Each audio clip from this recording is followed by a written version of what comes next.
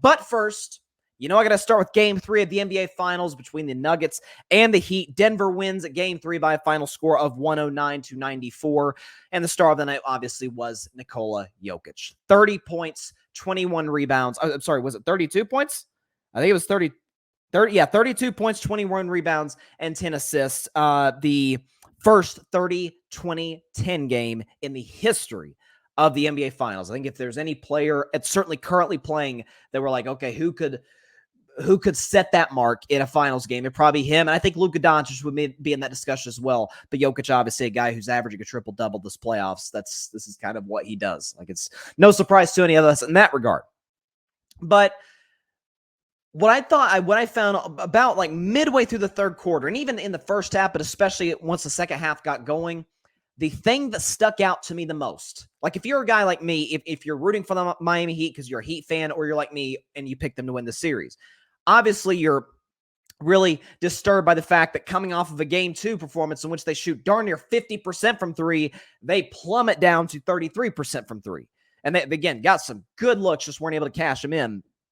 And if you're Denver, you shot, pretty well from the, not great from the three-point arc, actually worse than Miami, as a matter of fact, 27%. Here's to me where the game was won, and I think this actually goes back to Game 2, the aftermath of Game 2, rather. Remember I talked about it on Monday's show, what Michael Malone, the head coach of the Nuggets, what he was talking about, how a reporter asked him a question about the game and talking about, hey, was it the shooting? Was it fourth quarter execution, whatever? He said, no, it was effort. They played harder than us.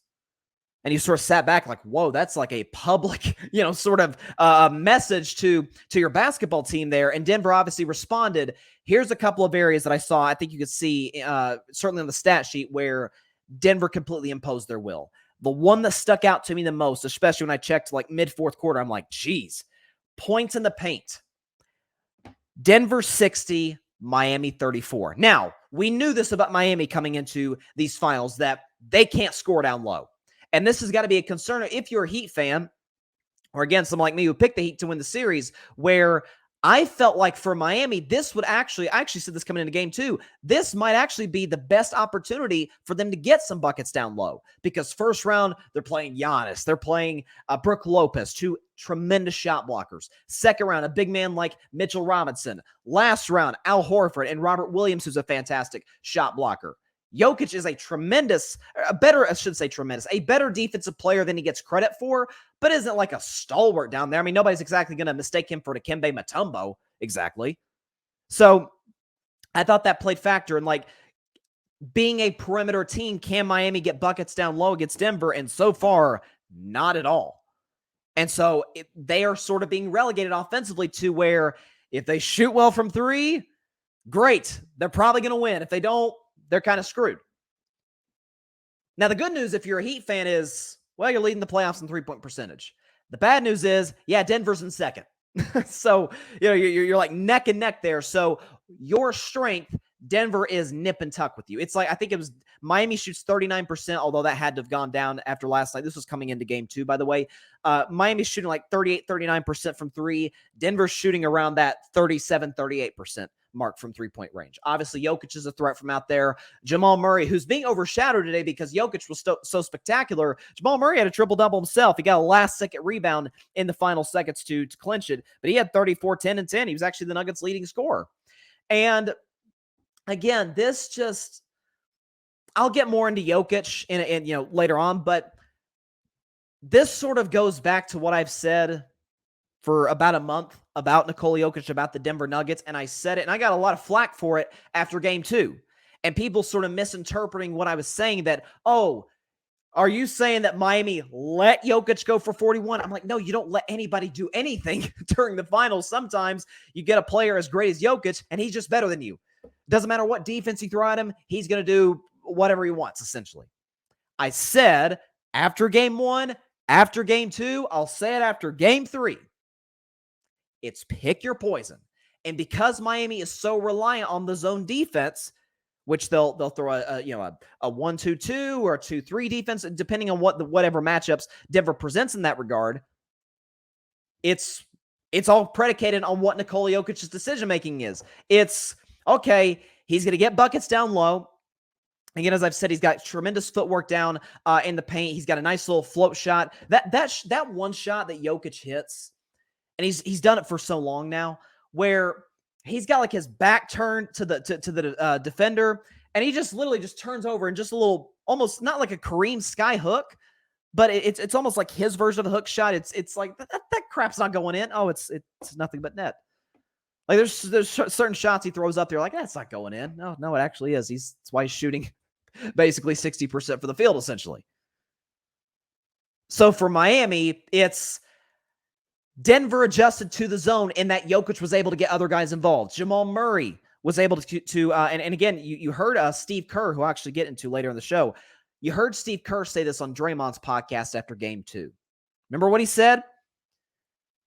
Jamal Murray is the head of the snake. And he caught a lot of flack for saying that. Like, come on, Jamal Murray's not the best player in the Nuggets. That's not what Kerr was saying. What Kerr was saying is that Jokic is going to be great regardless of what you throw at him. But if you let Murray go off, you're going to get beat. Ask the Lakers. Ask the Lakers. And again, I personally, as great as Jokic was in the conference finals, I thought Murray should have been Western Conference MVP personally. He had some spectacular. He had a big-time game 2 and game 3. I think Jokic pretty much clinched it in game 4 in the sweep. But ask a lot of teams in these playoffs and in the 2020 playoffs what Jamal Murray can do to you once he gets hot. Ask the Miami Heat last night what he can do when he gets hot. He was tremendous last night. Again, with his partner, Nikola Jokic, a triple-double. By the way, how about Christian Braun coming off the bench? Christian Braun, a rookie, but out of Kansas, by the way, won a championship last year. Christian Braun played 3 years in college. And so you'll see often these guys, listen, the NBA draft's coming up, and today is June the 8th, so a couple of weeks. We're actually going to be doing a show here on the Grid Network with my man Mike Guido and Barry Grant Jr. and potentially other guests as well. You're going to see a lot of young players come to this NBA where they're 18, 19 years old. It's kind of that way the last decade where immensely talented. They're just not physically ready, and maybe they're not emotionally ready for the league. But if you're a guy like Christian Braun, who plays at Kansas with Bill Self, one of the best coaches in college basketball, obviously, 3 years, you're an NBA-ready player coming in, and you saw that last night. Christian Braun off the bench giving you 15 points on 7 for 8 shooting. That'll work.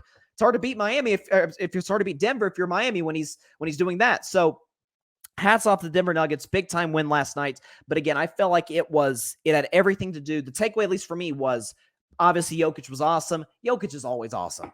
Like it is becoming harder and harder. And I may have to revise a take I had coming into the finals where I said Jokic is probably the best player in the world with the championship at this point. And I'm a Steph guy. I think Steph, and I have been saying for about a year, Steph's the best player in the world. I'm starting to wonder if it's, regardless of a championship, Jokic is the best player in the world. He is truly spectacular, but he's always been spectacular. But what stuck out to me other than that, Denver imposing their physical will against a Miami Heat team that really isn't capable. They don't have the personnel to do the same.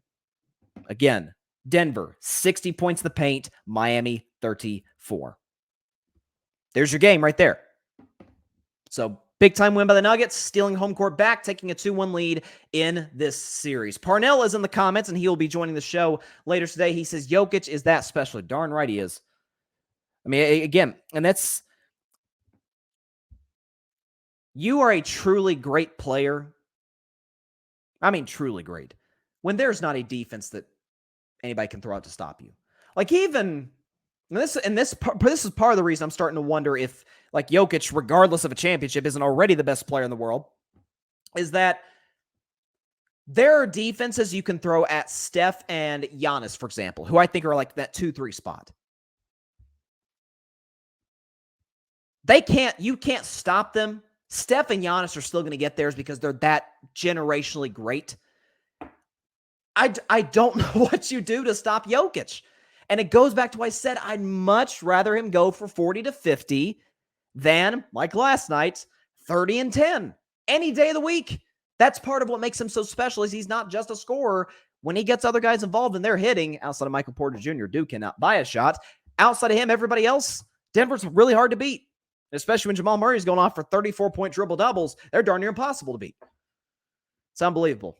And Parnell says, big shout-outs to Christian Braun. He was big time last night. But I tweeted her the game last time. Like, if my Warriors can, because we've outside of Jordan Poole, although now he's too far gone at this point. We've really struggled in recent years with developing young players quickly. If we could find a dude in the draft who's as ready to play now as Christian Braun is, that would really help the Golden State Warriors. I'm just saying. I'd love to have Christian Braun, but if we could get a guy who's, and I'm not even saying that like a similar player as him, although it would help, just someone who's ready to plug and play right off the bat, that'd be great. Thanks so much for watching the show on YouTube. Be sure to click that big red subscribe button and go check out the other clips and full shows of Carving It Up Live. Have a blessed day.